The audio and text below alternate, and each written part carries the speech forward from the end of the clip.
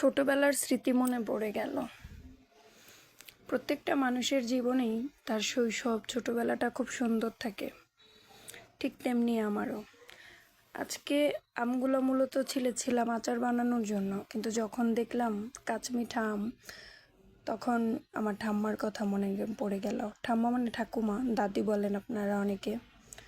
তো আমার ঠাকুমা, আমাদের বাড়িতে একটা কাঁচমিঠা আম গাছ ছিল, সেই আম দিয়ে আগে উনি অবশ্য কুচি কুচি করে কাটতো, কিন্তু আমি গ্রেটারে গ্রেট করে নিয়েছি।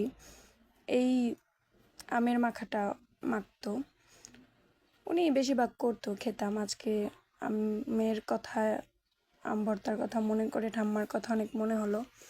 তো তারপর ভাবলাম আমি নিজে একটু বানাই। সেই ভাবনা থেকে আমগুলাকে গ্রেট করে নিলাম।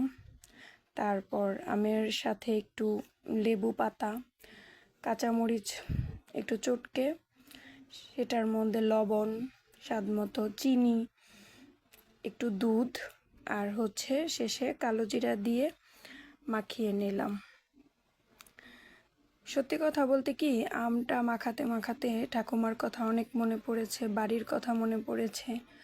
সেই ছোটবেলার সব স্মৃতি যেন চোখের সামনে ভেসে উঠেছে। আমার ঠাকুমা নেই, মারা গেছে, কিন্তু সেই স্মৃতিগুলো যেন আজ চোখের সামনে।